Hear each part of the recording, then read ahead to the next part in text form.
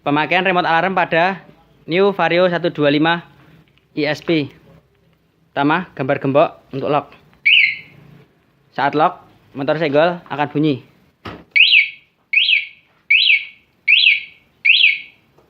Jadi otomatis mati sendiri. Senggol lagi, mana saja.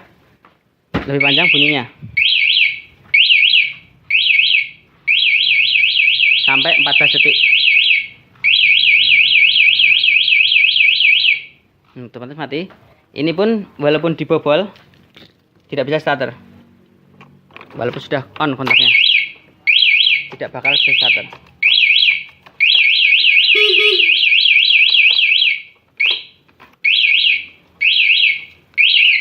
Jadi udah ada fitur pengaman kontak anti bobolnya. Untuk mode slow, gemboknya ditahan, jadi tekan terus sampai kedip.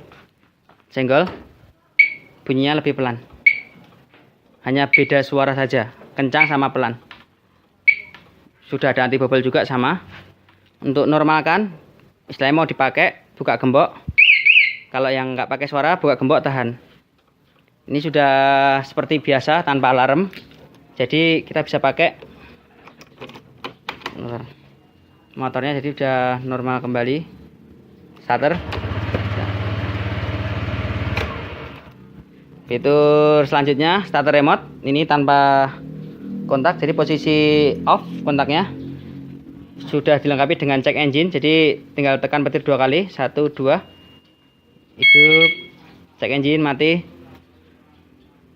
baru hidup mesin. Jadi ini tanpa kontak. Klakson, sen, kiri, kanan, jauh, dekat. Jadi tidak merubah kelistrikan, walaupun tanpa kontak tetap normal. Matikan, tinggal buka gembok, tahan. Ini udah mati. Fitur selanjutnya hazard, jadi udah dilengkapi dengan hazard. Posisi harus mesin nyala dulu. Setelah mesin nyala,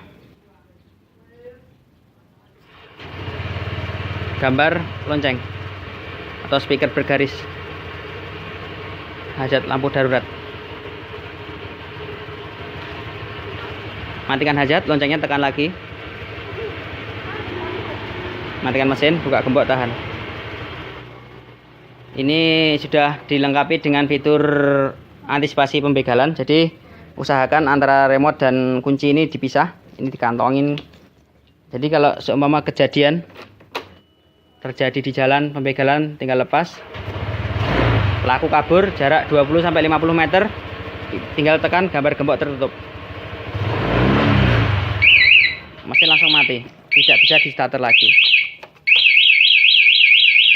Itu untuk fitur anti begal. Jadi alarm akan bunyi terus.